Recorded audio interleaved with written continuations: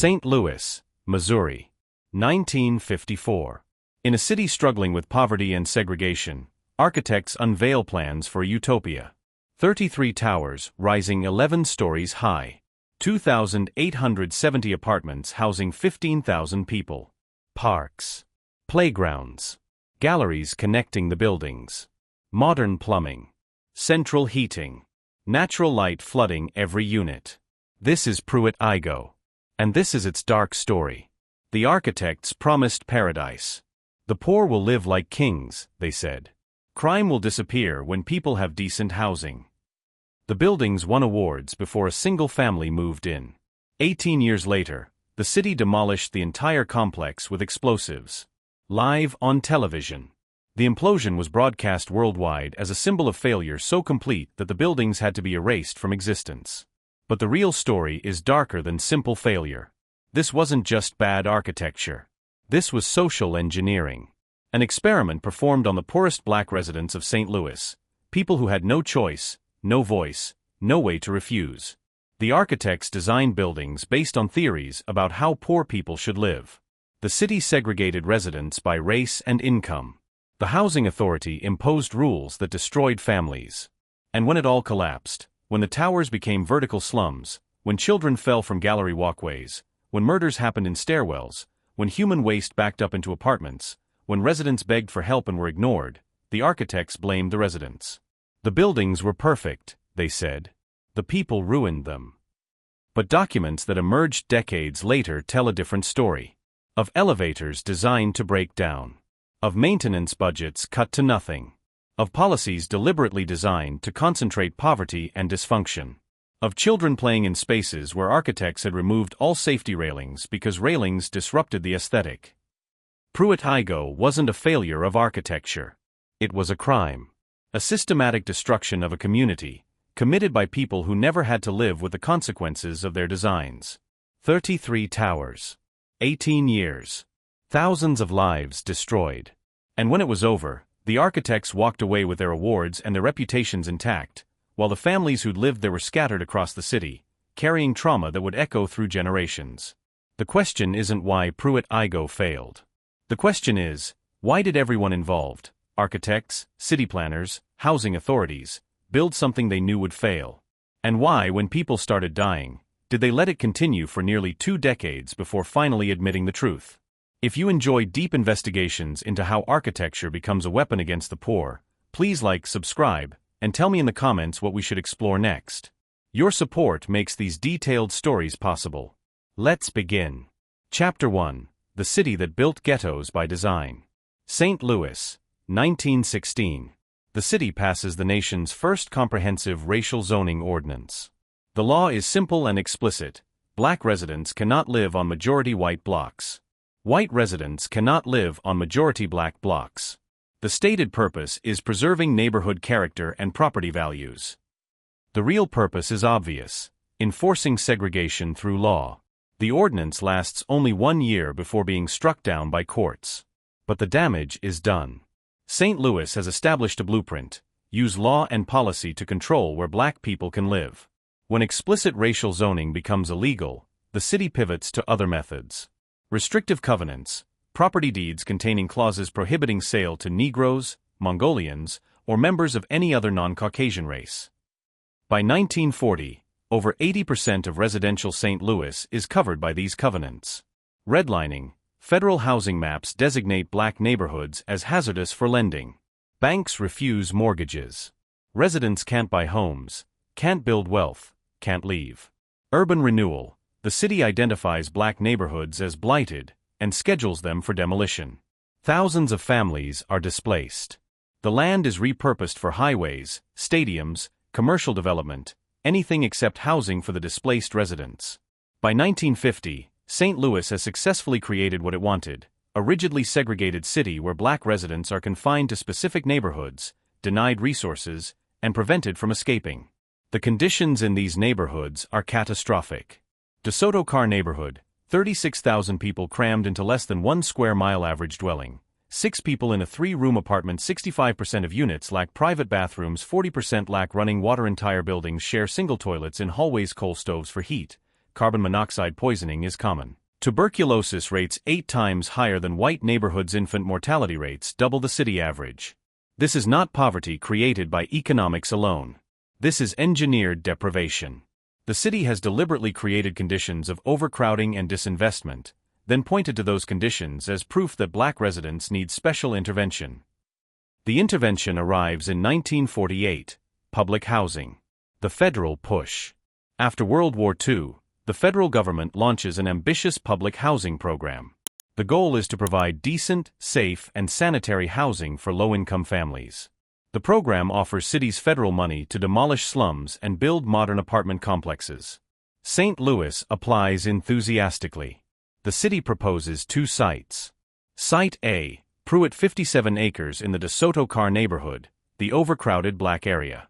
Site B, Igoe adjacent property, also in DeSoto Car. Originally, the sites are planned as integrated housing. But Missouri law requires segregation. The compromise: Pruitt will house black families. Igoe will house white families. Separate but theoretically equal. The federal government approves $36 million in funding. Construction begins in 1950. The architect selected is Minoru Yamasaki, a Japanese-American who would later design the World Trade Center towers in New York. Yamasaki is a modernist, influenced by Le Corbusier's theories about towers in a park. Le Corbusier's vision: eliminate traditional streets. Build high-rise towers surrounded by green space. Separate cars from pedestrians. Create vertical neighborhoods, where residents have everything they need without leaving the building. It's a beautiful theory. In practice, it's been an unmitigated disaster everywhere it's been tried. But architects love it because it looks dramatic in renderings. Yamasaki designs 33 identical towers, each 11 stories tall. The buildings are arranged in rows. Between them, open space, theoretically for recreation. Each tower contains skip-stop elevators, stopping only on 1st, 4th, 7th, and 10th floors to save money, gallery walkways connecting apartments, open-air corridors on every floor, no ground floor common areas, no interior hallways, everything exterior to maximize natural ventilation, minimal maintenance closets, no on-site management offices. The design wins awards. Architectural magazines feature it. Yamasaki is praised for creating housing of the future. Construction finishes in 1954. The first families move in. And within months, the problems begin. Chapter 2: The design that guaranteed failure. The residents of Pruitt-Igoe moved into brand new apartments in 1954 with hope. After years in overcrowded, deteriorating tenements, the new towers seemed like miracles. Private bathrooms, for the first time in many residents' lives, central heating, modern appliances, large windows, freshly painted walls. The first families loved it. Children played in the galleries. Mothers organized cleaning schedules to keep common areas pristine. Residents planted flowers in the courtyards. But the architecture contained fatal flaws, not accidental oversights, but deliberate design choices that would destroy the community. Flaw 1: the skip-stop elevators. To save construction costs, Yamasaki designed elevators that only stopped on certain floors: 1st, 4th, 7th, and 10th. If you lived on the 2nd, 3rd, 5th, 6th, 8th, 9th, or 11th floor, you exited the elevator and walked stairs to reach your apartment. This sounds like minor inconvenience. But consider. A mother with 3 children and groceries must exit the elevator on the 4th floor, then walk up 3 flights of stairs to her 6th floor apartment, carrying children and bags. Elderly residents struggle with stairs multiple times daily. When elevators break, which happens constantly, residents must walk the entire 11 stories. But the real problem is safety. The stairwells connecting elevator floors to residential floors become crime zones.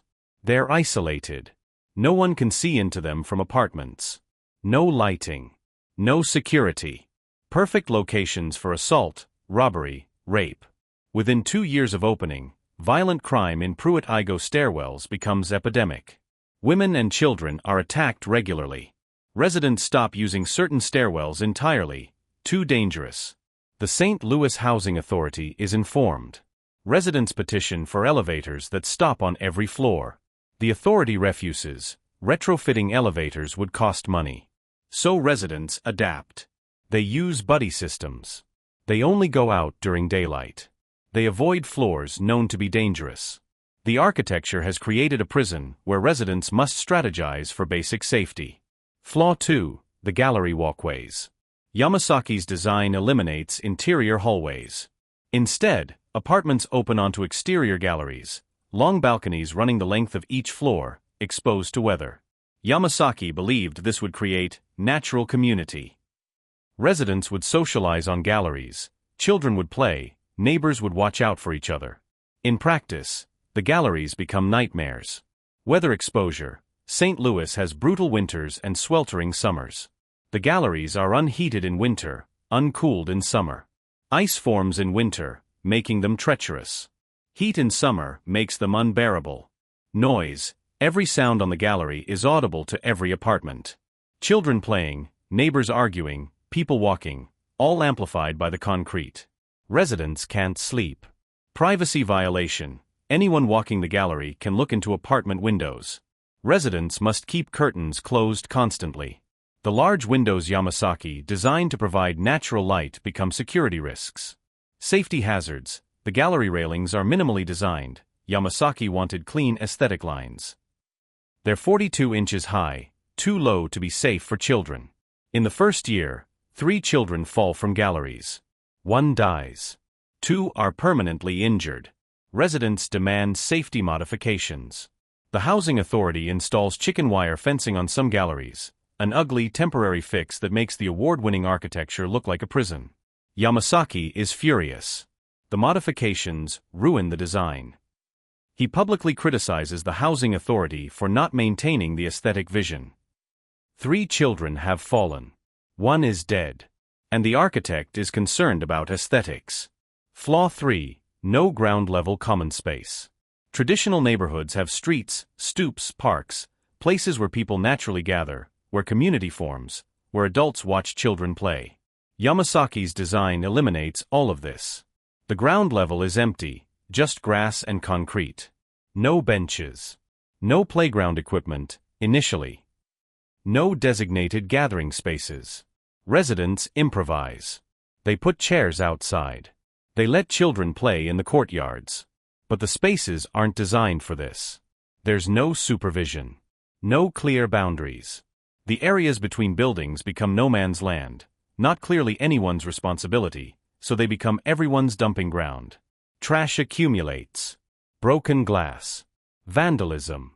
The housing authority blames residents for not respecting the property. But the property was never designed to be used the way humans naturally use space. Flaw 4. Minimal maintenance infrastructure. The buildings have almost no janitor closets, maintenance storage, or on-site management facilities. Yamasaki designed them out. They cluttered the floor plans. This means maintenance staff have nowhere to store equipment. There's no on-site presence to respond to problems. Managers work from offices miles away, disconnected from daily reality. When pipes burst, when elevators break, when lights go out, residents must call a central office and wait. Sometimes days. Sometimes weeks. The buildings begin deteriorating immediately because there's no infrastructure to maintain them. Flaw 5. The segregation. Originally, Pruitt and Igoe were planned as separate but equal complexes, Pruitt for black families, Igoe for white families. But white families don't move in. Why would they? White families have access to better housing elsewhere, FHA mortgages, suburban developments, private apartments that aren't segregated. Only the poorest whites, those with no other options, consider public housing. And even poor white families avoid Igoe because they can see Pruitt next door. They can see the overcrowding, the maintenance problems, the crime developing. They choose other options.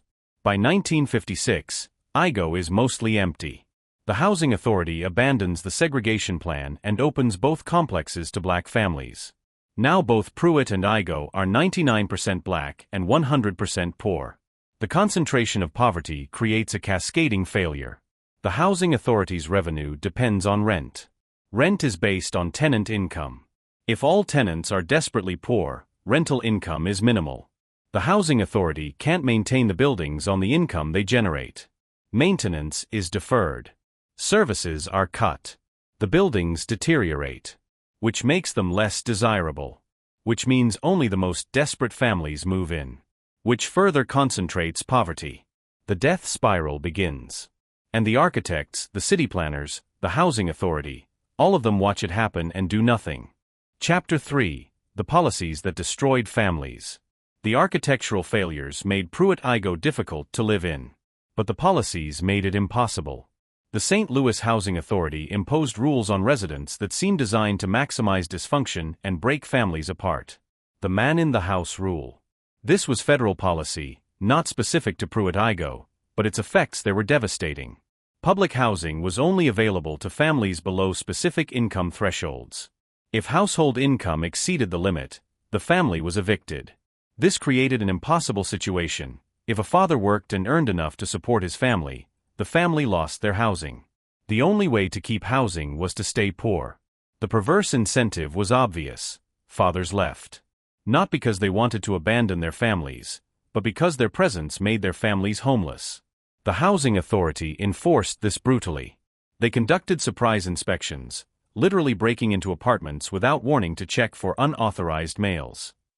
If a man was found living in the apartment, even temporarily, even if he was the father of the children, the family was evicted. Sometimes within 24 hours.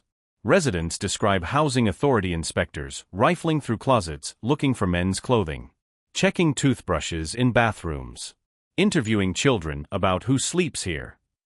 It was invasive, humiliating, and destructive. Families adapted by hiding fathers. Men would leave before inspections. Children were coached to lie. Couples couldn't legally live together. This destroyed family structures. It stigmatized fathers. It taught children that authority figures were enemies to be deceived. And it created the exact dysfunction that critics would later point to as evidence that black families were broken and needed intervention. The dysfunction was engineered by the intervention itself. The income cap. Families couldn't stay in public housing if their income exceeded poverty levels. This meant, if a mother got a promotion, her family was evicted. If a teenager got a job, the family income might push them over the limit. Success was punished with homelessness. Residents described the impossible choice: stay poor and keep your home, or improve your situation and become homeless. The policy guaranteed that public housing would concentrate the poorest of the poor, those with no ability to increase income, no job prospects, no path forward.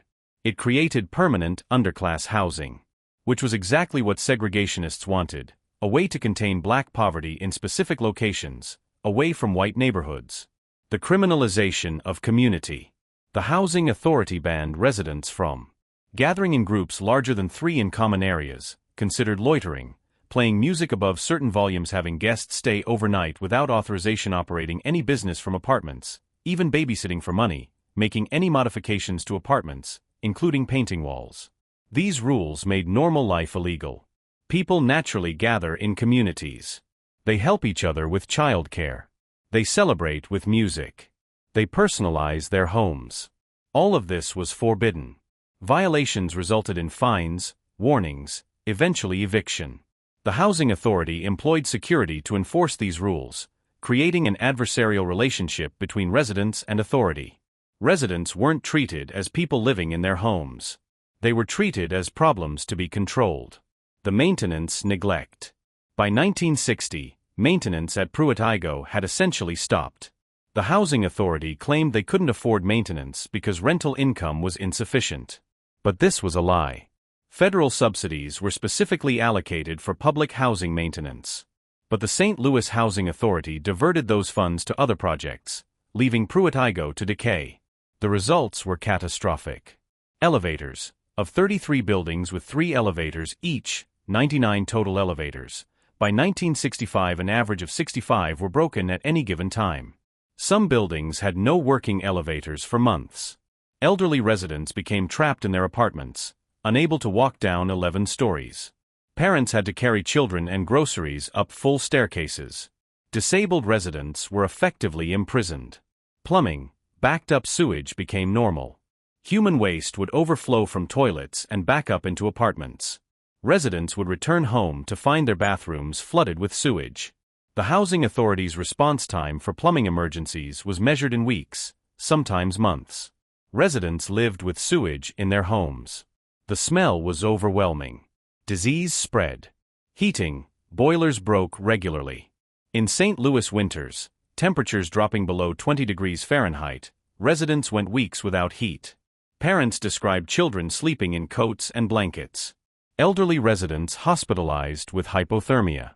Babies dying from respiratory infections exacerbated by cold exposure. The housing authority blamed residents for misusing the heating systems. But the systems were old, poorly installed, and never adequately maintained. Trash. With 15,000 residents in 33 buildings, trash generation was enormous. But the housing authority provided minimal collection. Garbage chutes clogged. Trash piled up. Residents had no choice but to throw garbage out windows or leave it in hallways. The complex became a giant trash heap. Rats were endemic. Disease spread. The housing authority blamed residents for not properly disposing of trash. But there was no proper disposal system provided. Crime and no security. As conditions deteriorated, crime increased. Desperate people do desperate things. The isolated stairwells became assault zones. The unlit galleries became robbery locations. Vacant apartments were taken over by drug dealers and prostitution. Residents begged for security. The housing authority refused. Too expensive. Police rarely responded to calls from Pruitt-Igoe. When they did, response times exceeded an hour. Residents were left to protect themselves in buildings designed to be indefensible. Mothers kept children inside constantly, too dangerous to play outside. But apartments were small. Children had nowhere to go, nothing to do. The stress was unbearable. The psychological toll.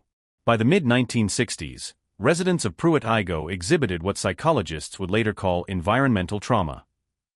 Depression rates far above normal population's anxiety disorders, particularly in children. PTSD symptoms from constant exposure to violence, learned helplessness. The belief that nothing you do matters, loss of community cohesion as families withdrew into apartments for safety.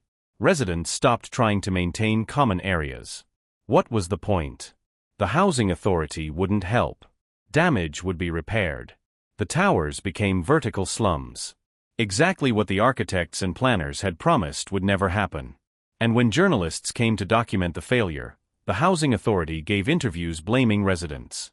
They destroy everything we give them, officials said. They don't appreciate what they have. Some people just can't be helped. The racism was explicit. The subtext was clear: black families are incapable of living in decent housing. The failure of Pruitt-Igoe proved it. Except it proved nothing of the kind. It proved that if you design buildings to fail, enforce policies that destroy families, eliminate maintenance, concentrate extreme poverty, and then blame the victims, you get exactly the outcome you designed. Pruitt-Igoe didn't fail. It was sabotaged. Chapter 4: The Children Who Fell. Between 1954 and 1972, at least 16 children fell from Pruitt-Igoe buildings. 11 died. 5 survived with permanent injuries. These weren't accidents. They were inevitable outcomes of architectural decisions prioritizing aesthetics over safety. Case 1, Michael, age 4. June 1956. A 4-year-old boy named Michael was playing on the 7th floor gallery while his mother cooked dinner inside their apartment. The gallery railing was 42 inches high, regulation height for the time, but not adequate for children.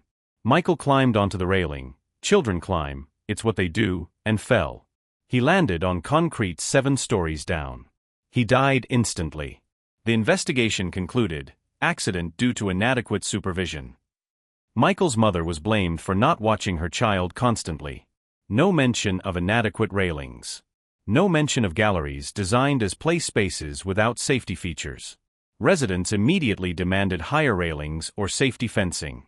The housing authority refused. Would ruin the aesthetic. Case 2, Shayla, age 3. November 1957. A 3-year-old girl named Shayla was with her older sister on the 9th floor gallery. The sister was watching other children. Shayla wandered to the railing. She slipped through the gap between railings. The spacing was 6 inches, wide enough for a small child to fit through. She fell 9 stories. She survived but was paralyzed from the waist down. She was 3 years old and would never walk again. The housing authority's response: they sent Shayla's family a bill for the ambulance and emergency services.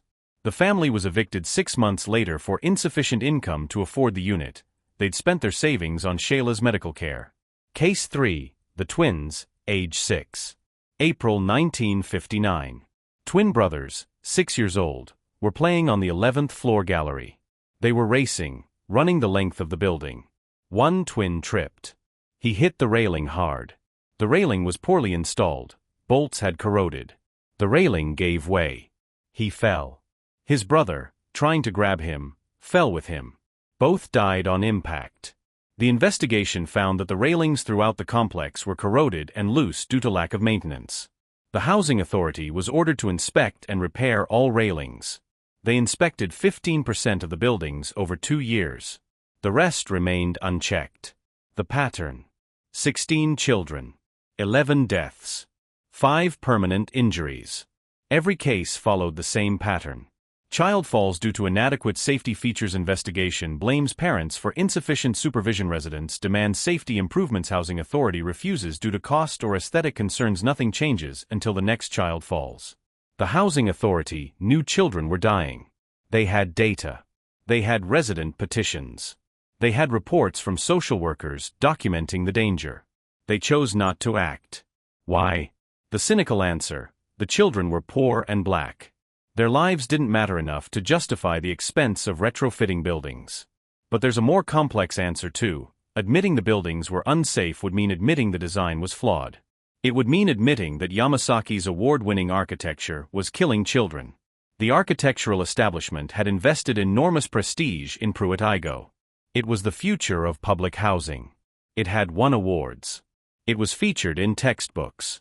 Admitting it was fatally flawed would require the entire profession to reckon with its failures. So instead, they blamed the parents. Blamed the children. Blamed the culture of poverty. Anything except admit the truth. The buildings were designed to kill. The mother's response. After the twins died in 1959, a group of mothers at Pruitt-Igoe organized. They called themselves the Pruitt-Igoe Tenants Association. They had demands. Install safety fencing on all galleries. Increase railing height to 54 inches. Add barriers preventing children from accessing galleries. Unsupervised. Provide supervised play areas on ground level. Repair all broken elevators so families could avoid stairwells and galleries. The housing authority's response. The mothers were invited to a meeting. They presented their case. They showed photographs of dangerous railings. They brought medical records of injured children. They brought death certificates. The housing authority listened politely. Then they did nothing. The mothers protested. They contacted newspapers. They went to city council meetings. The media coverage was brutal. Headlines framed the mothers as complainers. Ungrateful tenants demand luxury features. Public housing residents want more free upgrades. Welfare mothers criticize free housing. The racial subtext was obvious. How dare these black women demand safety for their children? They should be grateful for what they have. The mothers' movement collapsed under the weight of public hostility and official indifference. Children kept falling. The final fall. The last documented child death at Pruitt-Igoe occurred in 1971, just 1 year before demolition began. A 7-year-old boy named Jerome was chasing a ball on the 8th floor gallery. The ball bounced against the railing. Jerome reached for it. The railing, corroded and never repaired, gave way. He fell 8 stories. His mother heard him scream.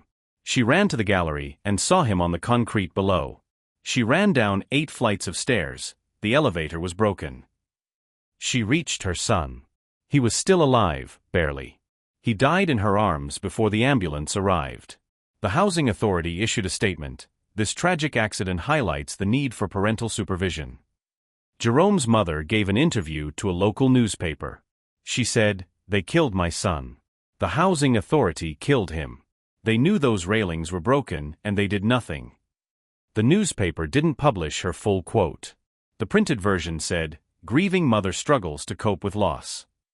Jerome was the 11th child to die falling from Pruitt-Igoe. 11 children. 16 years. No meaningful safety improvements ever installed. By 1971, demolition was already being discussed. The housing authority had decided the complex was irredeemable. They'd spend millions demolishing buildings rather than thousands making them safe. The message was clear. The buildings weren't worth saving. And neither were the lives of the children inside them. Chapter 5. The Demolition as Spectacle. March 16, 1972. 3 p.m. A crowd gathers in St. Louis. Television cameras are positioned. News helicopters circle overhead. Thousands of spectators line the streets at a safe distance. They're here to watch a building die. The housing authority has invited the media. This isn't a quiet demolition. This is a public event. A spectacle. At exactly 3 p.m., explosives detonate. Building 1 of Pruitt-Igoe shudders. For a moment it seems to hang in the air, defying gravity. Then it collapses. 11 stories pancaking into rubble. The sound is deafening, a roar followed by the crash of concrete and steel. A massive dust cloud billows outward, covering the surrounding buildings. The crowd cheers. They're cheering the death of Pruitt-Igoe.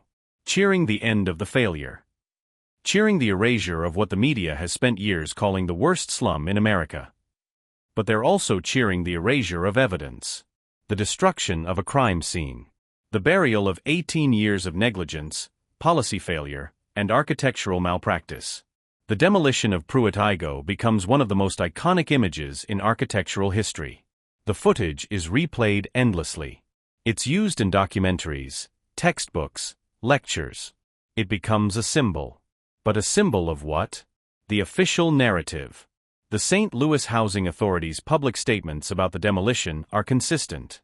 Pruitt-Igoe was a failed experiment in public housing.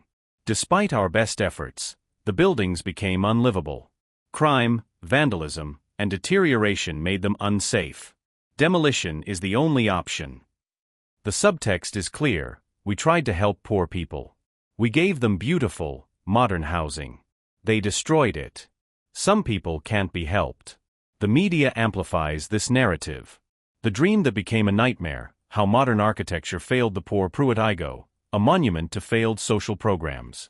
Every story frames the demolition as inevitable. The buildings were doomed from the start because you can't fix poverty with architecture. This narrative serves multiple purposes. It absolves the housing authority of responsibility. It shifts blame to residents, implying they caused the failure. It discourages future public housing investment. It reinforces racist stereotypes about black families and poverty. But the narrative is false. Documents that emerged decades later prove it. What really happened? By 1970, Pruitt-Igoe had 600 occupied units out of 2,870 total apartments. The occupancy rate was 21%. The housing authority claimed residents were fleeing because the buildings were unlivable. But actually, the authority was deliberately reducing occupancy. Why? Because maintaining the complex was expensive and politically unpopular. Federal subsidies for public housing were declining. The city wanted the land for other development. The housing authority made a strategic decision: let Pruitt-Igoe die, then use its failure as justification for demolition. Internal documents from 1968 to 1971, released through FOIA requests in the 1990s, show deliberate vacancy creation. The authority stopped filling vacant apartments. When families moved out, units were not re-rented. The waiting list for public housing in St. Louis had over 1,000 families, but the authority kept Pruitt-Igoe units empty. Accelerated deterioration. Maintenance was completely eliminated. Broken elevators weren't repaired. Plumbing failures went unfixed. Heating systems were allowed to fail. The authority knew that concentrating remaining residents in a few buildings while leaving others empty would increase crime and deterioration. They did it anyway. Manufactured crisis. As conditions worsened, the authority invited media to document the failure. Journalists toured the complex, photographing abandoned apartments, trash-filled hallways, broken windows. But the media never asked why the authority wasn't maintaining buildings that still housed families. They accepted the narrative: this is what happens when you give poor people nice things. Resident removal. By 1971, the authority was actively pushing remaining families out. They offered relocation to other public housing, scattered site apartments across the city. Some families accepted gratefully. Others resisted. They built community at Pruitt-Igoe despite the conditions. They didn't want to leave. The authority used evictions for minor infractions to force out resistant families. Late rent, even by days. noise complaints, unauthorized guests. By early 1972, only a few hundred families remained, clustered in a handful of buildings. The rest of the complex, 2,000+ empty apartments, stood as a monument to deliberate abandonment. The demolition decision. In January 1972, the Housing Authority announced Pruitt-Igoe would be demolished. All of it. The entire 57-acre complex. Remaining residents would be relocated within 60 days. The announcement was presented as inevitable. The buildings were beyond repair. Demolition was the only fiscally responsible option. But this was a lie.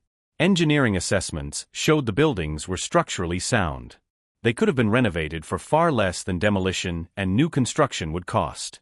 The real reasons for demolition were political.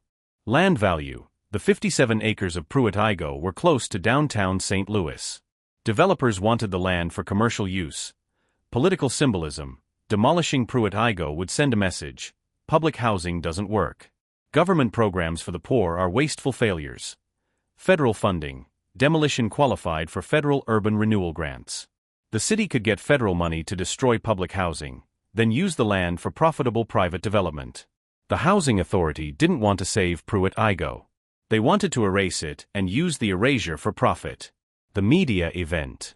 The March 16, 1972 demolition was carefully staged. The Housing Authority invited national media.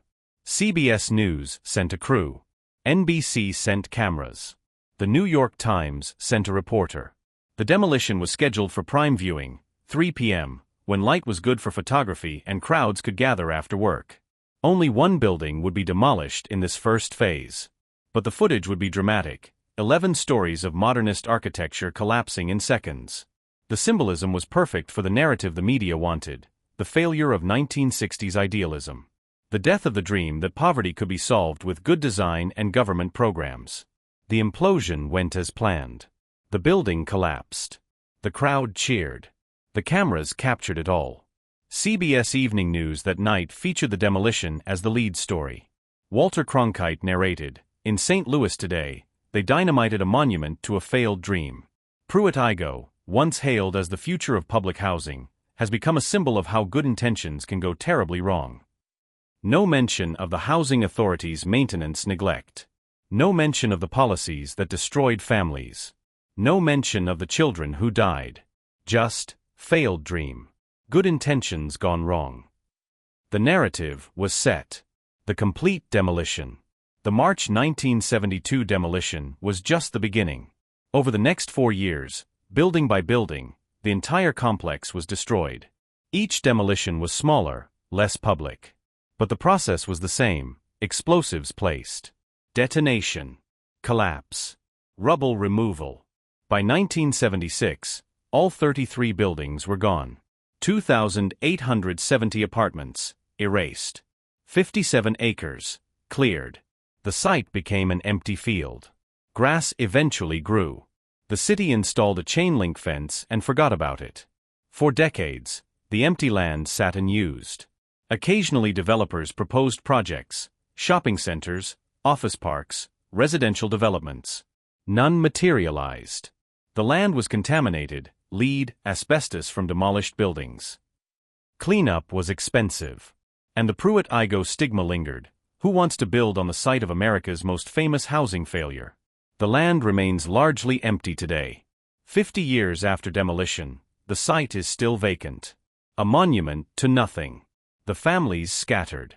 The approximately 600 families still living at Pruitt-Igoe in 1972 were dispersed across St. Louis. Some went to other public housing projects. Others received Section 8 vouchers for private rentals. A few moved in with relatives. The relocation destroyed community networks.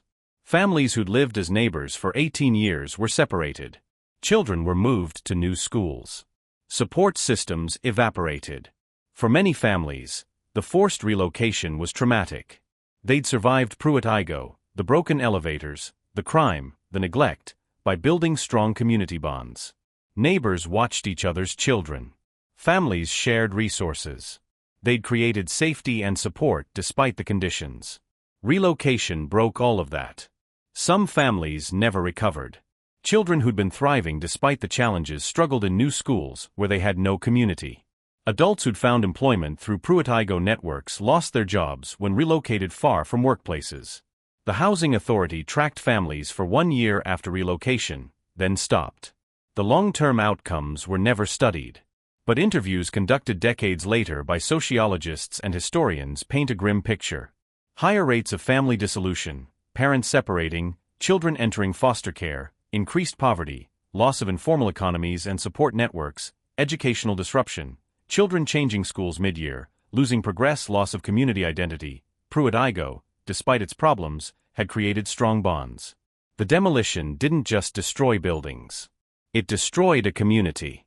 Scattered families who'd survived together made them survive alone. And when they struggled, when children failed in school, when adults lost jobs, when families fell apart, the narrative was always the same: they came from Pruitt-Igoe. What did you expect? The stigma followed them. Being from Pruitt-Igoe became a marker of dysfunction. Landlords rejected rental applications. Employers passed over job candidates. Schools tracked children into remedial programs. The demolition was supposed to be a fresh start. Instead, it was a scarlet letter. The families who'd lived at Pruitt-Igoe carried the stigma for generations. The victory lap. While families struggled, the housing authority celebrated. In 1975, they published a report, Pruitt-Igoe, Lessons Learned. The report concluded that high-density public housing was a failed model. Future public housing should be scattered site, small buildings integrated into existing neighborhoods. This was actually a good conclusion. Scattered site housing has proven more successful than concentrated poverty complexes. But the report never acknowledged the authorities' role in Pruitt-Igoe's failure. It treated the demolition as a learning experience, not a crime scene. The architects also escaped accountability. Minoru Yamasaki's reputation wasn't damaged. He continued receiving major commissions. In 1973, 1 year after the first Pruitt-Igoe demolition, his World Trade Center towers opened in New York. Yamasaki gave interviews about Pruitt-Igoe. His narrative: the buildings were well designed. The failure was social, not architectural. You cannot solve social problems with architecture alone. This became the standard architectural defense. We designed beautiful buildings. The people ruined them. No acknowledgement of the skip-stop elevators. No mention of the gallery railings that killed children. No discussion of the maintenance nightmare his design created. Just, the design was perfect. The people failed. The truth nobody wanted. The demolition of Pruitt-Igoe became a symbol. But symbols are simplified. Symbols hide complexity. The truth is more disturbing than the symbol. Pruitt-Igoe didn't fail because public housing is inherently flawed. It failed because it was sabotaged by racist policies, by maintenance neglect, by architectural arrogance, by political indifference. It failed because everyone involved, from architects to housing authorities to city planners, treated poor black families as experimental subjects, not human beings. It failed because when people started suffering, when children started dying, the response was always the same: blame the victims. Never acknowledge the system. The demolition erased the evidence. Literally buried it under rubble. But the families remember. And the documents that have emerged prove it. Pruitt-Igoe wasn't a failed dream. It was a successful crime. The dream was never to help poor families. The dream was to contain them, control them, and when containment became inconvenient, erase them. The demolition was the final step. The erasure made complete. And the crowd cheered. Chapter 6: Yamasaki's Defense and the Architectural Lies. After Pruitt-Igoe's demolition became iconic as architecture's greatest failure, Minoru Yamasaki spent the rest of his career defending himself. He gave interviews. He wrote articles. He spoke at architecture conferences. His message was always the same: I designed beautiful buildings. The residents destroyed them. You cannot blame architecture for social problems. But documents and testimonies that emerged after his death in 1986 reveal a darker truth. Yamasaki knew the buildings had fatal flaws. He ignored warnings. He prioritized aesthetics over safety. And when people died, he blamed everyone except himself. The design process revealed. In 2001, researchers at Washington University in St. Louis gained access to Yamasaki's personal archives, decades of correspondence, sketches, meeting notes, and internal documents. What they found was damning. Warning number 1. The elevators. During the design phase in 1950 to 1951, Yamasaki's engineering team warned that skip-stop elevators would create safety and accessibility problems. A memo from the structural engineer, dated October 1950, explicitly states, "The proposed elevator system will require residents to use stairs frequently. This creates security risks in isolated stairwells. It also creates accessibility barriers for elderly and disabled residents. We recommend full-stop elevators for all buildings." Yamasaki's response, handwritten on the memo, cost prohibitive. Design stands. The engineers weren't wrong about cost. Full-stop elevators would have added approximately $400,000 to the $36 million budget. A 1% increase. Yamasaki chose to save 1% and create the conditions for assault, isolation, and hardship. Warning number 2. The galleries. The open-air gallery design was Yamasaki's signature feature. He was proud of it. It appeared in all his promotional materials. But his own team warned it wouldn't work in St. Louis's climate. A memo from the mechanical engineer, dated February 1951. St. Louis experiences temperature extremes, -5 degrees Fahrenheit to 105 degrees Fahrenheit annually. Open-air galleries will be unusable during winter and oppressively hot during summer. Interior hallways with climate control are strongly recommended. Yamasaki's response, the aesthetic of the exterior galleries is central to the design. This is not negotiable. Aesthetics. Not negotiable. Even though people would suffer. Warning number 3. The railings. This is the most damning evidence. During design review, a safety consultant hired by the St. Louis Housing Authority evaluated the plans. His report, dated May 1951, includes this section. Gallery railings at 42 inches height with 6-inch spacing present serious child safety hazards. Children can climb over or slip through. Given that families with children will occupy these units, railings should be minimum 54 inches with maximum 4-inch spacing. Additionally, I recommend safety barriers preventing unsupervised child access to galleries. The consultant's recommendations were sent to Yamasaki's firm. Yamasaki's response, in a letter to the Housing Authority, dated June 1951. The proposed railing modifications would significantly impair the visual lightness of the gallery design. The aesthetic integrity of the project requires clean, minimal railings. I cannot accept modifications that compromise the design vision. He knew. He was explicitly told that children would be at risk. He chose aesthetics over child safety. 3 years later, when the first child fell, Yamasaki claimed he'd never been warned. He said the railings met building codes of the time. Technically true, codes were inadequate. He said parents should supervise children better. He lied. The archives prove he knew and chose aesthetics anyway. The maintenance problem. Yamasaki's design created a maintenance nightmare. The buildings required constant upkeep, far more than traditional public housing. The gallery systems meant all plumbing and electrical was exposed to weather. Freeze-thaw cycles destroyed pipes. Rain damaged electrical connections. The minimal maintenance spaces meant repairs required major disruption. During design, the Housing Authority's maintenance department submitted a detailed analysis of ongoing costs. They estimated that maintaining Pruitt-Igoe would cost 3 to 4 times more per unit than traditional walk-up public housing. They requested design modifications, protected utility runs, adequate maintenance access, on-site storage for equipment and materials. Yamasaki refused. Those modifications would clutter the aesthetic. The Housing Authority approved the design anyway. They wanted the modern, award-winning project.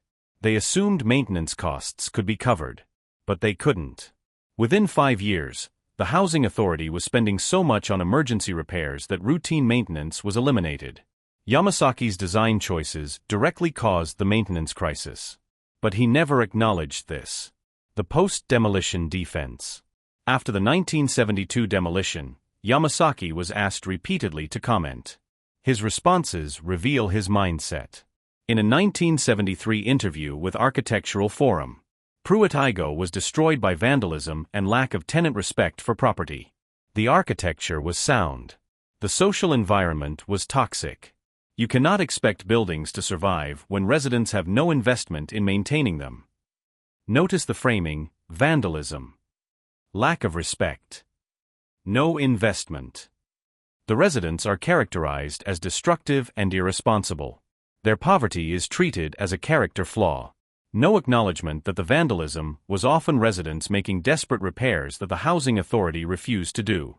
No acknowledgement that broken elevators, sewage backups, and lack of heat weren't resident-caused.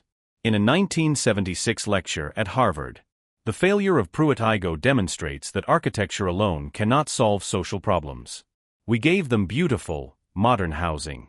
They needed social services, education, economic opportunity. Architecture was never the problem. This became the standard architectural defense: we're not social workers. Don't blame us for poverty. But architecture was part of the problem. The design created unsafe, unmaintainable buildings that concentrated poverty and isolated residents. Yamasaki designed buildings that guaranteed failure, then blamed the people who had no choice but to live in them. The colleagues who enabled him. Yamasaki didn't work alone. An entire architectural and planning establishment enabled and defended him.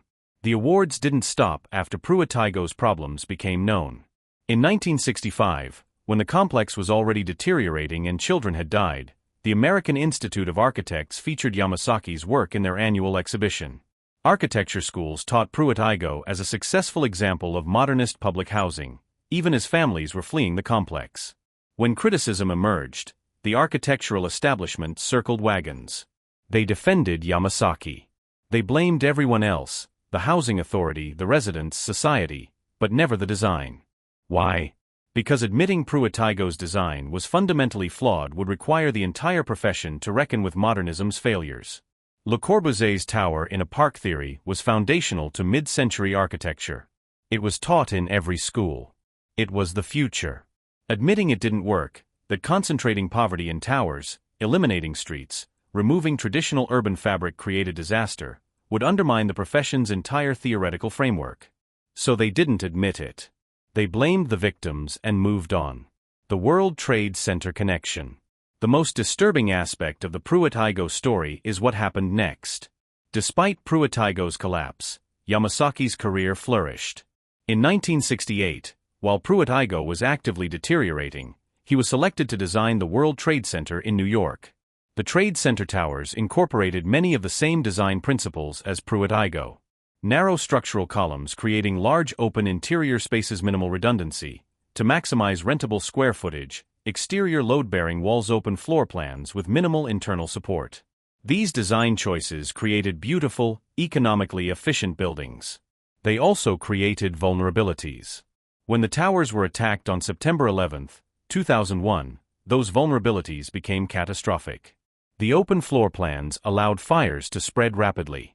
The narrow exterior columns provided the only structural support. When damaged, there was no redundancy. The buildings collapsed. We can't blame Yamasaki for the attacks. But we can question whether his design priorities, aesthetics and efficiency over safety and redundancy, contributed to the death toll. Yamasaki died in 1986, 15 years before September 11. He never had to reckon with the Trade Center's destruction. But the pattern is clear. Throughout his career, Yamasaki prioritized beautiful design over practical safety. When his buildings failed or people died, he blamed everyone except himself. The legacy of denial. Yamasaki's defense of Pruitt-Igoe set a template that architects still use. We design buildings. Social problems aren't our responsibility. If people misuse or can't maintain our designs, that's not architecture's fault. This allows architects to avoid accountability. They can design impractical, unsafe, or socially destructive buildings, then blame the failures on users, maintenance staff, or social factors. But architecture is never neutral. Design choices have consequences. Buildings shape how people live, interact, and survive. Yamasaki's designs at Pruitt-Igoe killed children. His refusal to accept responsibility for those deaths is professional malpractice. But he was never held accountable. Never lost licenses. Never faced consequences. He continued receiving awards, commissions, accolades, all while the families who'd lived in his beautiful buildings scattered across St. Louis, carrying trauma that would echo through generations. The architectural profession never reckoned with this. They still haven't. Pruitt-Igoe is taught in architecture schools today. But it's taught as a lesson about the limits of architecture to solve social problems. Not as a lesson about how architects can kill people through arrogant design choices and refusal to listen to warnings. The lie persists. The profession protects itself. And the victims remain invisible. Chapter 7. What happened to the families? The official records stopped tracking Pruitt-Igoe families in 1973, 1 year after the first demolitions began. The Housing Authority conducted a brief follow-up study. Former Pruitt-Igoe residents successfully relocated to other housing. Outcomes positive. That was it. Thousands of families scattered across St. Louis, and the official position was, everything's fine now. But oral histories collected over the past 30 years tell a different story. Researchers, journalists, and documentarians have interviewed hundreds of former Pruitt-Igoe residents. The accounts are consistent and devastating. The immediate aftermath. When families were forced to leave Pruitt-Igoe in 1972, most were given minimal notice, 30 to 60 days to find new housing. Some were offered placement in other public housing projects. But these projects were also overcrowded and deteriorating. Families went from one failed complex to another. Others received Section 8 vouchers, federal rent subsidies allowing them to rent private apartments. But in 1972, housing discrimination was still legal in Missouri. Landlords could and did refuse to rent to black families, especially families with Section 8 vouchers. Former residents describe searching desperately for apartments. I looked at 40 places. Everyone said no when they saw I had Section 8. Or they'd say the apartment was already rented, even though the sign was still up. We had 2 weeks to find a place. With 5 kids. Nobody wanted us. We ended up in a roach-infested basement apartment in a building that should have been condemned. The voucher was supposed to help. But landlords knew they could charge whatever because we were desperate. They took the federal money and gave us apartments that were worse than Pruitt-Igoe. Some families couldn't find housing at all. They moved in with relatives, overcrowding that created new stress and conflict. Others became homeless, living in cars or shelters. The Housing Authority's successful relocation was a disaster for many families. The children. Children suffered acutely from the displacement. At Pruitt-Igoe, despite all the problems, children had formed communities. They knew their neighbors. They played together in the courtyards. They attended schools together. The forced relocation destroyed all of this. Children were moved to new schools mid-year. They lost friends. They struggled to adapt to new environments where they were often stigmatized as those Pruitt-Igoe kids. Former residents who were children in 1972 described the experience. I was in 5th grade when we left. I'd been at the same school since kindergarten. All my friends were there. Then suddenly I'm at a new school where nobody knows me, and when they find out I'm from Pruitt-Igoe, they treat me like I'm trash. Teachers assumed we were behind. They put us in remedial classes automatically. Didn't matter what our grades had been. Pruitt-Igoe kids were labeled as problems. I went from having 20 kids to play with every day to living in an apartment building where my mom wouldn't let me go outside because the neighborhood was dangerous. I went from community to isolation. Educational outcomes for Pruitt-Igoe children plummeted after relocation. Dropout rates increased. Test scores fell. Many children who'd been thriving academically at Pruitt-Igoe failed after displacement. The trauma of forced relocation, combined with the stigma of being from Pruitt-Igoe, created educational damage that lasted for years. The adults. Adults faced different but equally severe challenges. At Pruitt-Igoe, residents had formed informal support networks. Neighbors watched each other's children, allowing parents to work. Families shared resources, food, clothing, small loans during emergencies. These networks were survival mechanisms. They made it possible for single mothers to hold jobs, for families to weather financial crises, for children to have supervision. Relocation destroyed these networks. Former residents described the isolation. At Pruitt-Igoe, I could knock on 5 doors and find someone to watch my kids while I worked. After we moved, I didn't know anyone. I had to quit my job because I couldn't afford childcare. We had a system. When someone's lights got shut off, we'd run an extension cord from another apartment. When someone didn't have food, we'd share what we had. After relocation, we were on our own. No support system. The stress of being alone, trying to survive without community, it broke people. I saw strong women who'd survived Pruitt-Igoe fall apart after we scattered. Employment became difficult. Many residents had jobs near Pruitt-Igoe. Relocation moved them miles away. Public transportation in St. Louis was, and remains, inadequate. Commutes that had been 20 minutes became 90 minutes, requiring multiple bus transfers. Some residents lost jobs because they couldn't reliably get to work. Others quit because the commute made employment financially unviable. Childcare costs plus transportation exceeded their wages. The scattering of the community destroyed the informal economies and support systems that had made survival possible. The families that broke. The stress of forced relocation, combined with ongoing poverty and lost support networks, broke many families. Divorce rates among former Pruitt-Igoe couples increased significantly in the years after relocation. Parents who'd held marriages together through the challenges of Pruitt-Igoe couldn't survive the isolation and stress of displacement. Child welfare involvement increased. Without the community support system, struggling parents had no backup. When crises occurred, evictions, job losses, medical emergencies, families fell apart. Children entered foster care at rates far above the general population. Substance abuse increased. Former residents described self-medicating to cope with depression and trauma. After we left Pruitt-Igoe, my father started drinking heavily. He'd never been a drinker before. But he couldn't find work, we were living in a terrible apartment, he'd lost all his friends from the complex. The alcohol was how he coped. A lot of the women I knew from Pruitt-Igoe ended up on drugs after relocation. Not because they were weak. Because they were traumatized and had no support and no way to process what had happened to them. The destruction of Pruitt-Igoe didn't just scatter families physically. It broke them psychologically. The long-term outcomes. Researchers who've tracked former Pruitt-Igoe residents over decades have found consistent patterns.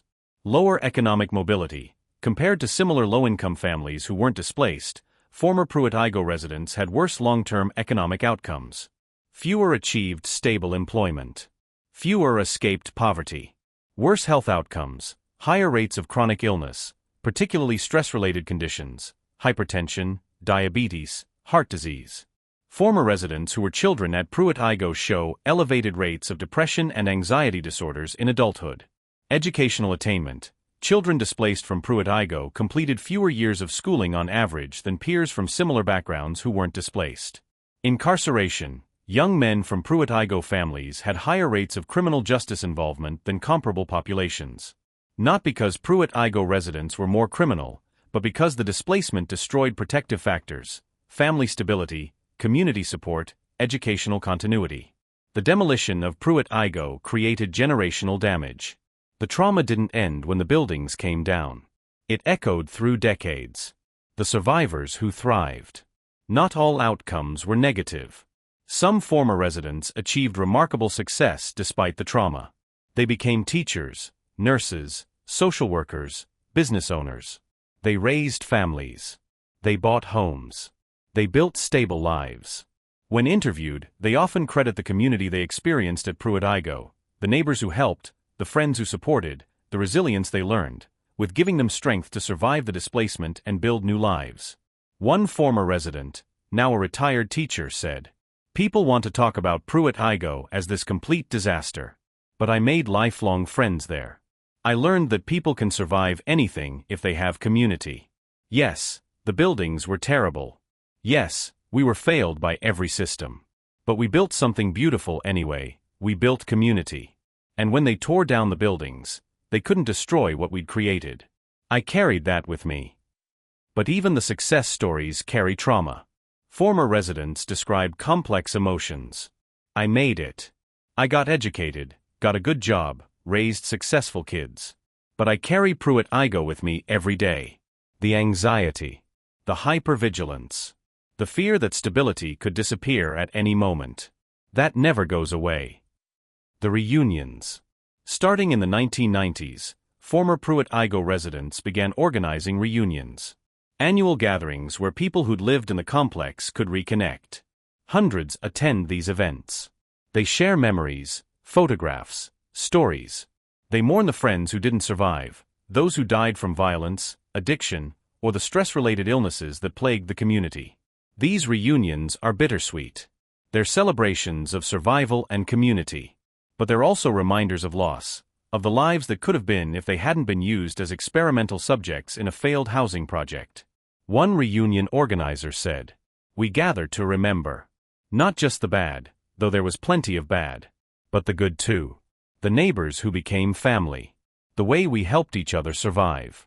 The Housing Authority wants us to forget Pruitt-Igoe. They want it erased from history. We refuse. This is our story. We lived it. And we're going to tell it." The apology that never came. In all the decades since demolition, no official entity has apologized to former Pruitt-Igoe residents. Not the Housing Authority. Not the City of St. Louis. Not the architectural firm. Not the federal government. No one has acknowledged, "We failed you. We built unsafe buildings, enforced destructive policies, neglected maintenance, blamed you for our failures, then scattered you across the city and called it success." The absence of accountability is its own form of ongoing harm. It tells former residents, your suffering doesn't matter. You don't deserve acknowledgement or justice. Some residents have sought legal remedies. In 1985, a class action lawsuit was filed against the St. Louis Housing Authority by former residents seeking compensation for the trauma and economic damage of displacement. The suit was dismissed. The court ruled that the Housing Authority had governmental immunity and that too much time had passed. No compensation. No acknowledgement. No justice. The families who lived at Pruitt-Igoe were used, broken, scattered, and forgotten. And America learned nothing. Chapter 8, The Real Reason It Failed, Revealed Documents. For 50 years, the narrative has been consistent. Pruitt-Igoe failed because you can't solve social problems with architecture. The buildings were fine.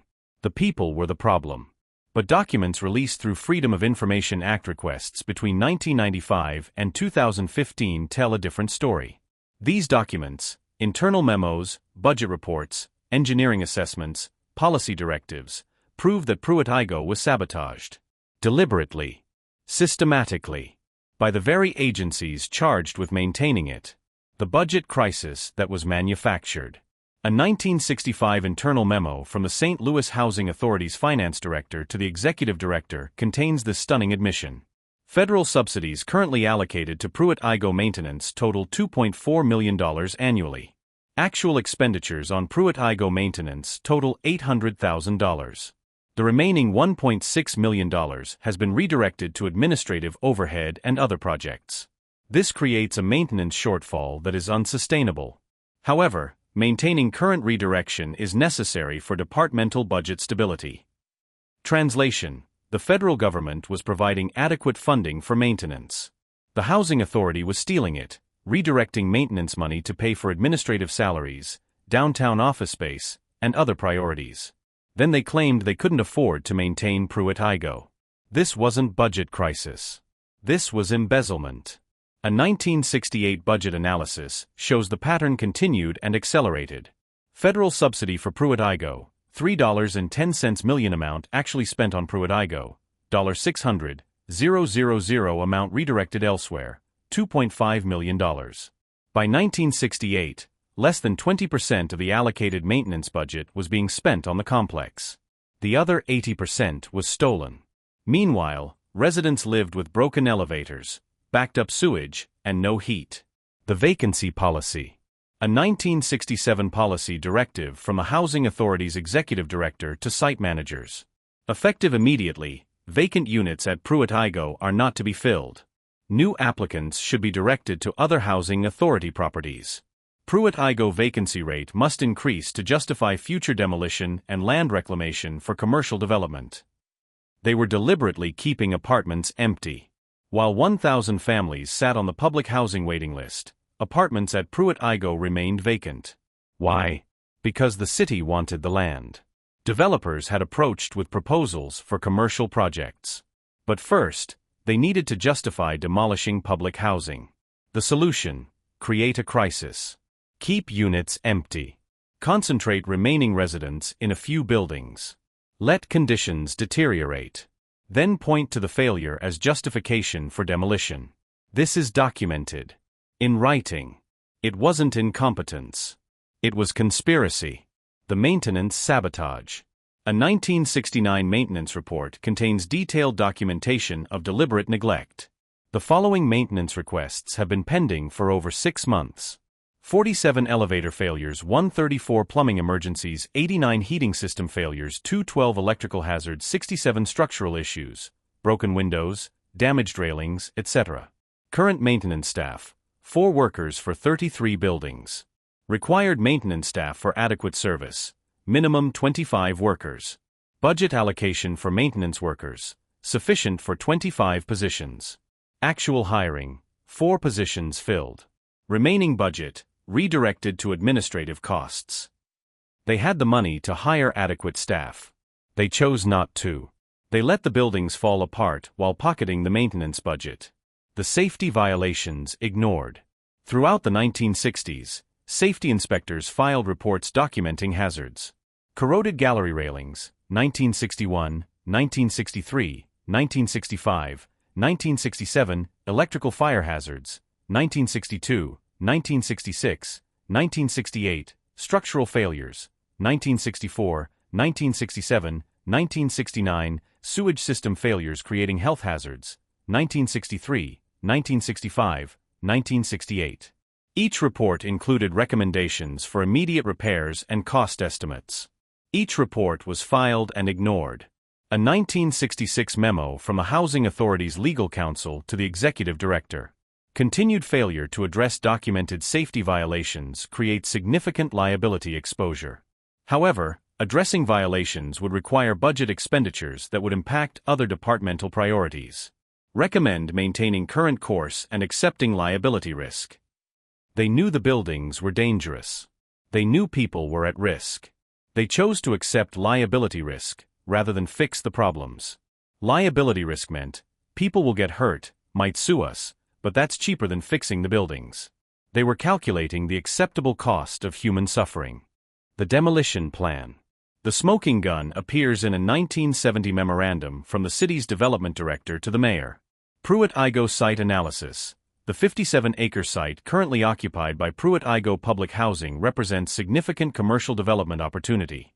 Current occupancy, 21%. Remaining residents can be relocated to alternative housing over 18 to 24-month period. Proposal: initiate formal demolition planning. Public justification: buildings have become uninhabitable due to resident vandalism and social dysfunction. Private justification: land reclamation for commercial tax-based development. Federal funding is available for demolition under urban renewal programs. Estimated federal contribution: $15 million. Additional revenue from land sale to developers, $8 to $12 million. Recommendation: proceed with demolition. Public narrative: failed social experiment. Private reality: strategic land redevelopment. This document is extraordinary. It explicitly acknowledges that the public narrative, failed experiment, residents ruined the buildings, is false. It admits the real motivation: money.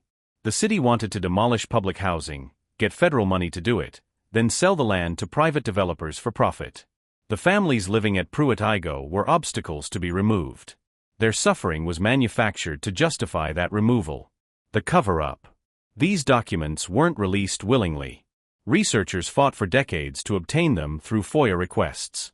The St. Louis Housing Authority and city government resisted disclosure, claiming documents were lost. Documents were protected by privileged. Documents were irrelevant to current operations. Documents would violate privacy of former employees. Every excuse was deployed to keep the truth hidden. Documents were finally released piecemeal between 1995 and 2015, 20 to 45 years after they were created. By then, most of the officials responsible were dead. No one could be held accountable. But the documents prove it: Pruitt-Igoe wasn't a failure. It was a crime.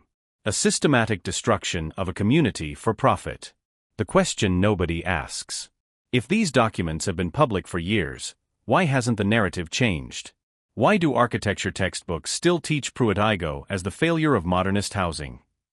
Why do policy discussions still reference it as proof that public housing doesn't work? Why hasn't there been accountability, apologies, or reparations? Because acknowledging the truth would require admitting. Government agencies can't be trusted to serve poor communities. Architects and planners prioritize aesthetics over human life. Racism infects every level of policy and enforcement. The destruction of Pruitt-Igoe was profitable for those who demolished it. The narrative of failed social program is often cover for deliberate sabotage. These admissions would undermine confidence in government, architecture, and urban planning. They demand accountability that powerful institutions don't want to provide. So the lie persists. Pruitt-Igoe failed because poor black people can't maintain nice things. The truth, that Pruitt-Igoe was sabotaged by racist policies, budget theft, maintenance neglect, and corporate greed, remains marginalized. The documents exist. Researchers know the truth. Former residents have always known. But America prefers the lie. It's simpler. It requires no accountability. And it justifies continued disinvestment in communities of color. The crime continues. Not just the original crime of destroying Pruitt-Igoe, but the ongoing crime of lying about what happened and why. Chapter 9. The Legacy and Lessons Ignored. July 15, 1972. 4 months after the first Pruitt-Igoe demolition, architectural theorist Charles Jenks writes a single sentence that will define how the world understands the event.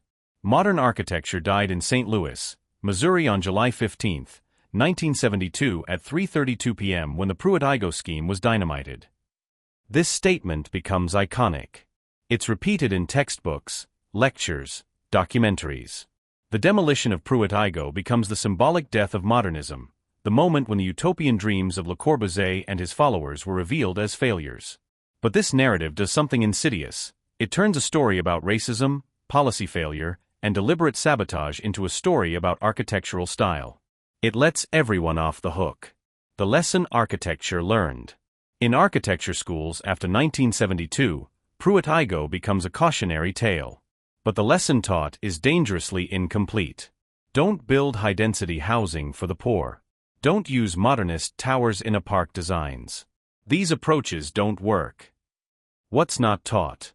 The buildings were deliberately designed with safety flaws despite warnings. Maintenance budgets were stolen. Policies were designed to destroy families. The complex was sabotaged to justify profitable demolition. The profession focuses on aesthetics and theory, not on the human consequences of design choices, not on the moral responsibilities of architects. This allows architects to continue making the same fundamental error, designing for aesthetics, awards, and theory rather than for the actual humans who will live in their buildings. The lesson urban planning learned. Urban planners take away a different lesson. Don't concentrate poverty. Use scattered site housing instead. This is actually a correct conclusion. Research consistently shows that scattered site housing, small buildings integrated into diverse neighborhoods, produces better outcomes than concentrated poverty. But the focus on scattered site allows planners to avoid confronting deeper questions. Why was Pruitt-Igoe segregated by race? Why were residents subjected to family-destroying policies? Why was maintenance funding stolen? How can we prevent future sabotage? The lesson becomes, change the building type, not change the systems that oppress poor communities. And here's what's tragic. The scattered site approach is then used to justify not building affordable housing at all. Developers argue, high-density affordable housing doesn't work. Look at Pruitt-Igoe. Therefore, we should build luxury housing instead and let market forces provide affordability. Pruitt-Igoe becomes an excuse to abandon public housing entirely. The lesson policymakers learned. For conservative policymakers, Pruitt-Igoe becomes proof that government programs for the poor are wasteful failures. Ronald Reagan, during his 1980 presidential campaign, repeatedly references Pruitt-Igoe. The government built these towers to help poor people. Millions of dollars spent. Within years, they were destroyed. Not by natural disaster, destroyed by the people we were trying to help. This is what happens when government tries to solve social problems. The narrative fits perfectly into conservative ideology. Government programs make things worse. The poor can't be helped through public investment. Private solutions are better. But this narrative ignores The sabotage by government agencies themselves, the racist policies that guaranteed failure, the budget theft that prevented maintenance, the architectural choices that prioritized aesthetics over safety. Pruitt-Igoe becomes justification for cutting all public housing investment. Throughout the 1980s and 90s, federal housing budgets are slashed. Public housing waiting lists grow to years-long waits. Homelessness explodes. The lesson policymakers should have learned: don't sabotage programs, don't steal maintenance budgets, don't enforce family-destroying policies. The lesson they actually took: public housing doesn't work. Stop building it.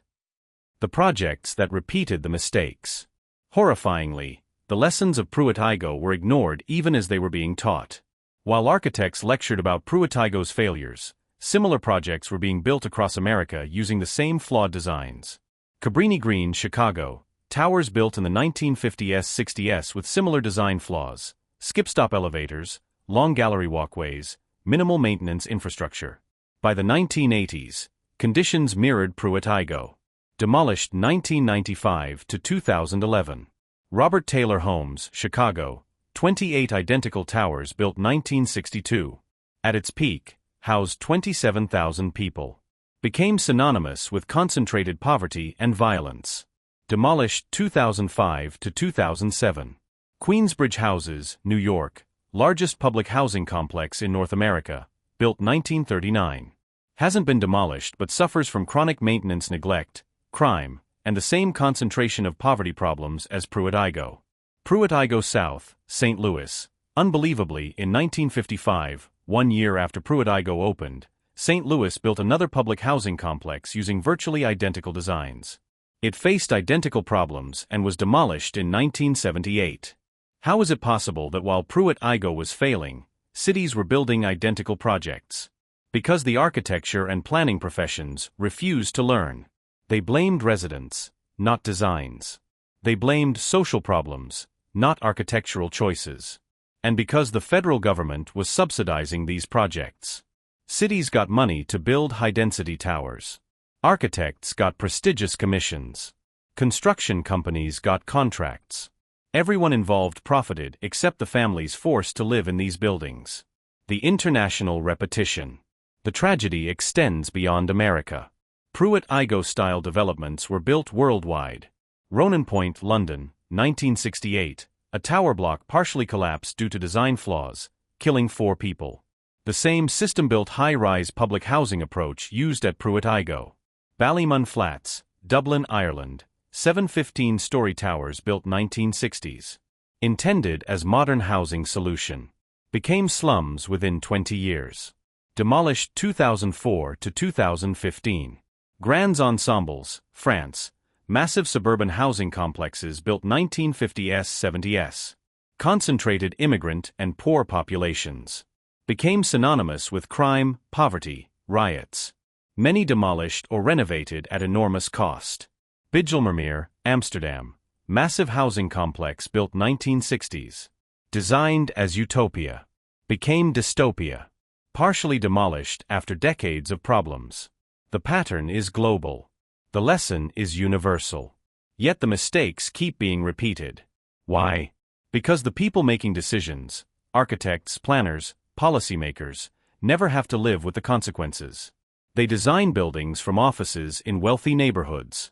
They theorize about housing solutions while living in comfortable private homes.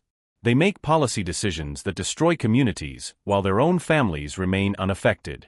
There's no accountability. No requirement that architects live in their designs. No requirement that planners live in the communities they reshape. No requirement that policymakers experience the policies they enforce. So the same mistakes repeat. Different cities. Different decades. Same outcomes. The lesson residents learned. Former Pruitt-Igoe residents learned very different lessons than the professionals. The system will fail you.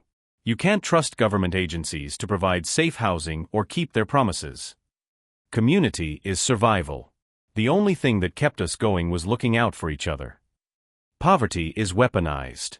The housing wasn't built to help us, it was built to contain and control us. Our voices don't matter. We told them about the problems. We begged for help. They ignored us and blamed us for the failure. These lessons create deep distrust of government programs and institutions. And who can blame them? When sociologists interview former Pruitt-Igoe residents about current public housing or affordable housing programs, responses are skeptical. They say it's different now. They said that then too. Why should I trust them? They lied before. They'll lie again. Public housing means being treated like you don't matter. I'd rather struggle in a private apartment where at least I have some control. The trauma of Pruitt-Igoe created generational distrust that makes future housing programs harder to implement, even good ones. The documentaries that almost got it right. Several documentaries have attempted to tell the Pruitt-Igoe story. The Pruitt-Igoe Myth, 2011, directed by Chad Friedrichs.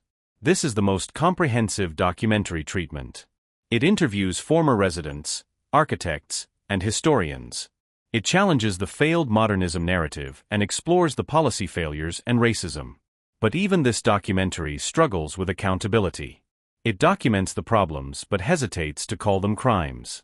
It presents multiple perspectives, including architects defending themselves, giving equal weight to voices that don't deserve it.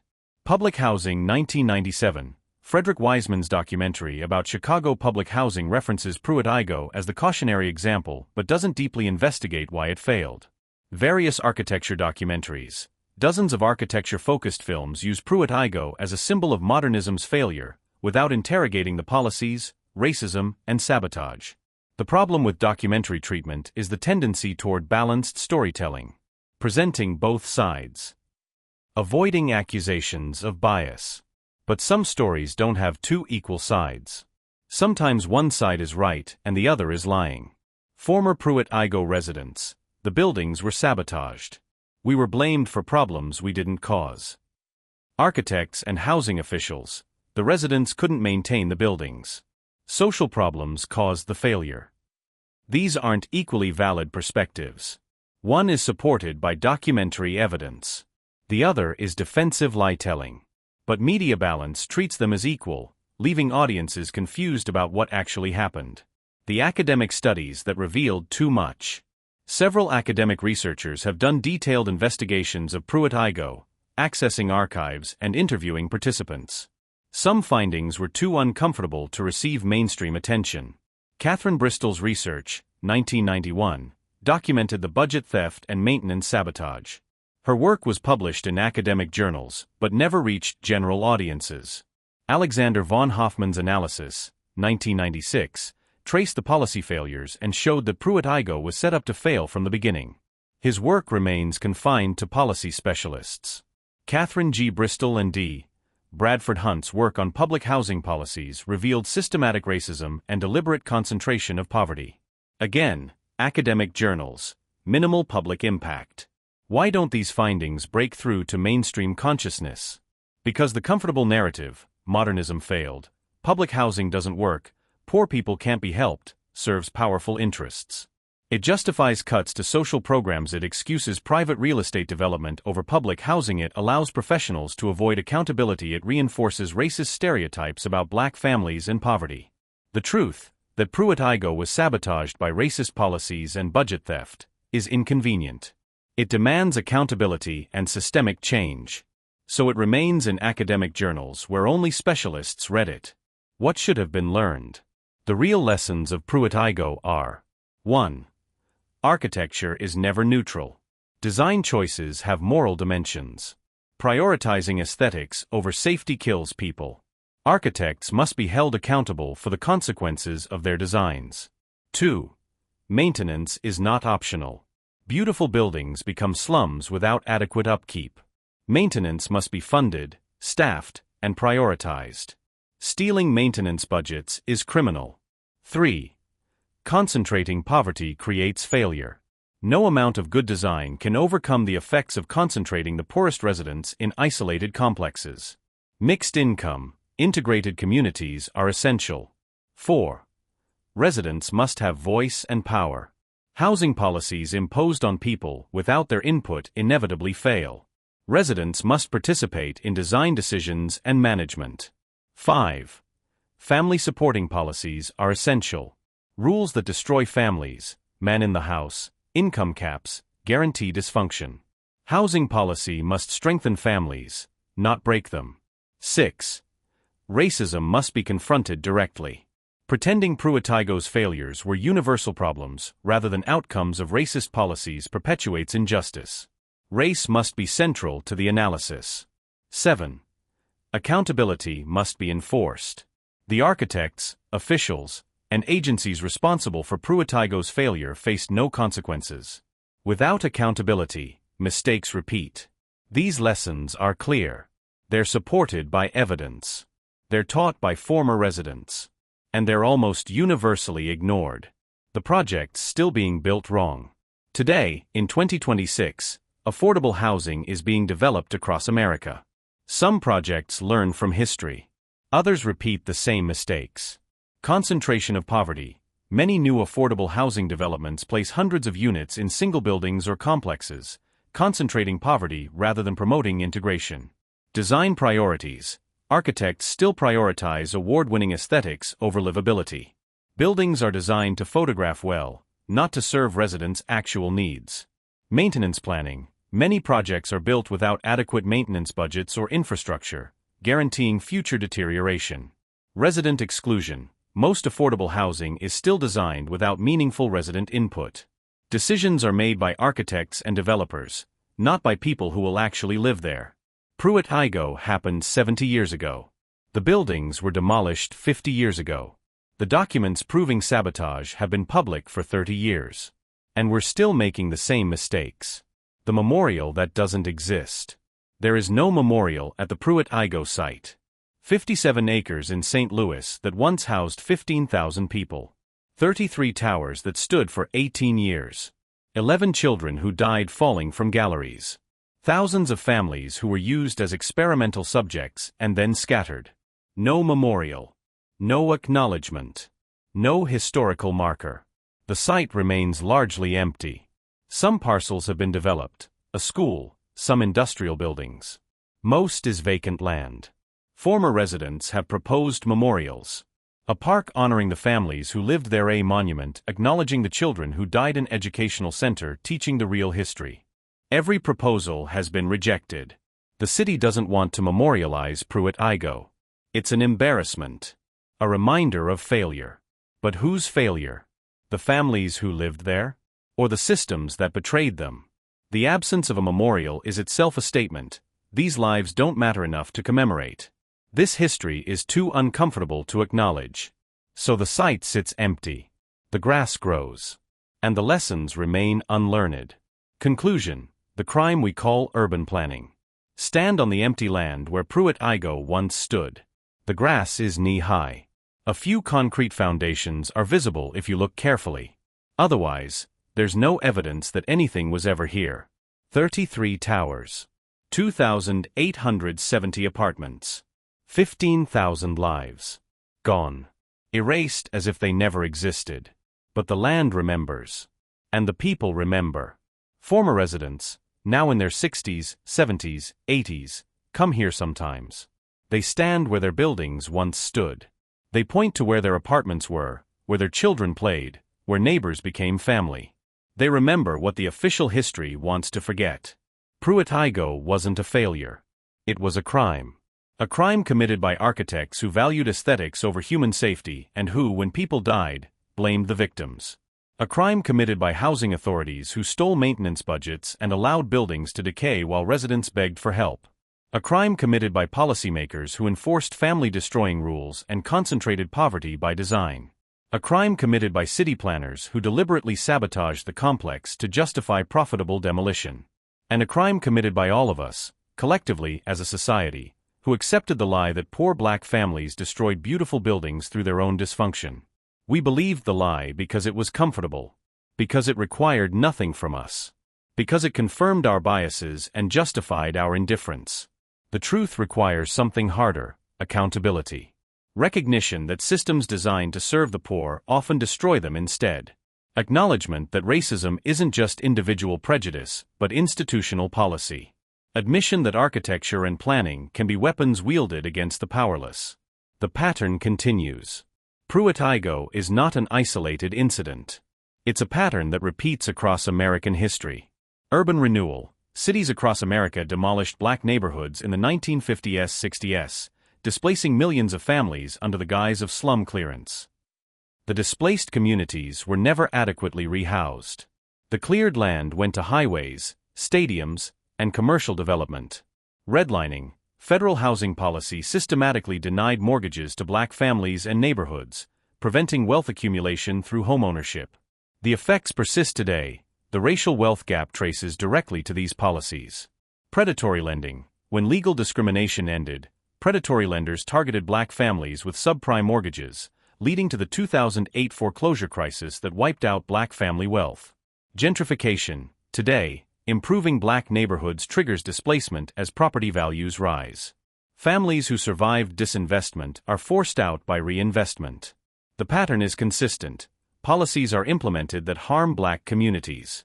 When those policies create problems, black families are blamed. The problems are then used to justify further harmful policies. Pruitt-Igoe fits perfectly into this pattern. It's not an exception, it's the rule. What justice would look like? Real justice for Pruitt-Igoe would require official apology from the City of St. Louis, the Housing Authority, and the architectural profession. Full acknowledgement of what was done and why. Reparations. Financial compensation for former residents and their descendants who suffered economic damage from the displacement. Memorial. A permanent memorial at the site, telling the true story and honoring the families who lived there. Historical correction. Rewriting textbooks, documentaries, and curricula to teach the real history, not the comfortable lie. Policy reform. Implementing the actual lessons. Maintenance funding must be protected. Residents must have power, poverty concentration must be avoided, accountability must be enforced. Criminal investigation. Though most responsible parties are dead, a formal investigation acknowledging that budget theft and policy sabotage occurred would establish that what happened was criminal, not merely incompetent. None of this has happened.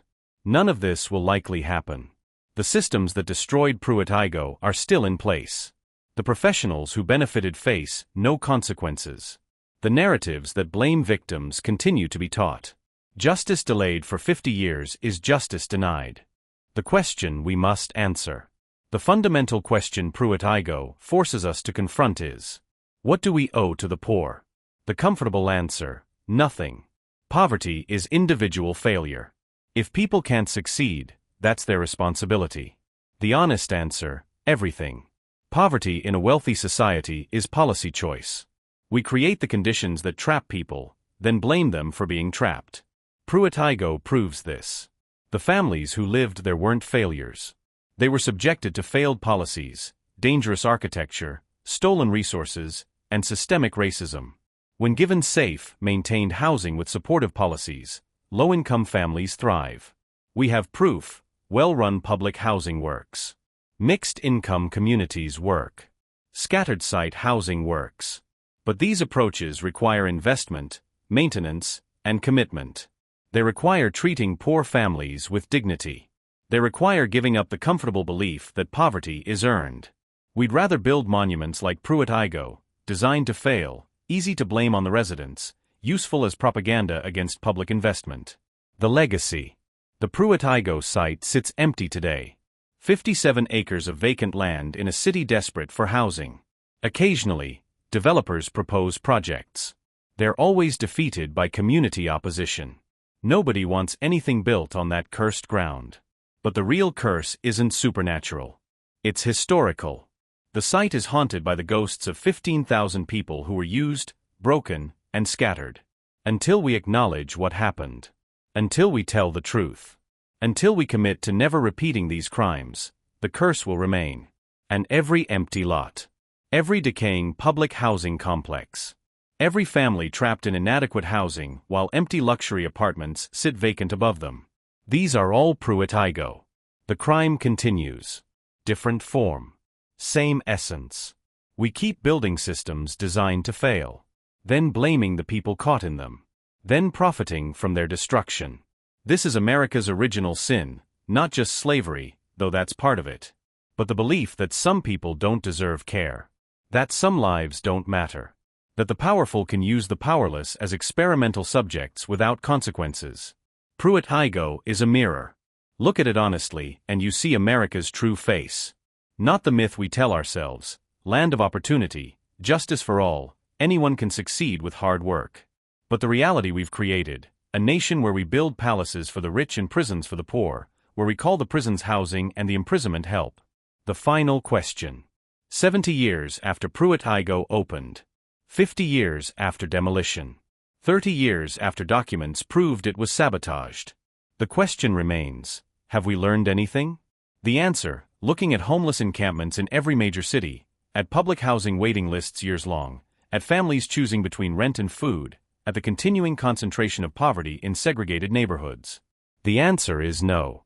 We've learned nothing. Or perhaps worse, we've learned the wrong lessons. We've learned that helping the poor is futile. We've learned that public investment is wasteful.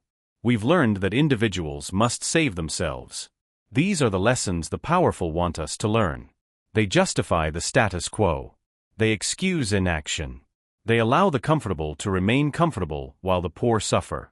The real lessons: that systems destroy people, that policy choices create poverty, that racism is institutional, that accountability is essential, these remain unlearned. Because learning them would require change. Real change. Uncomfortable, expensive, power redistributing change.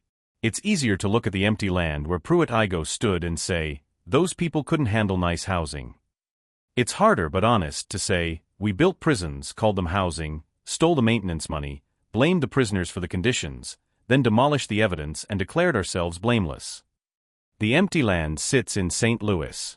The scattered families carry their trauma. The architects and officials who destroyed 15,000 lives face no consequences. And America continues building Pruitt-Igoes. Different architecture. Same crime. Calling it planning. Calling it housing policy. Calling it urban development. When what it really is, what it's always been, is slow-motion violence against the poor, wrapped in architectural drawings and policy documents, justified by lies we tell ourselves about who deserves to suffer. Pruitt-Igoe didn't fail. It succeeded perfectly at its real purpose: containing, controlling, and ultimately erasing poor black families. The towers are gone. The crime continues. And until we're willing to call it what it is, not failure, but felony, nothing will change. The ghosts of Pruitt-Igoe are waiting. For acknowledgement.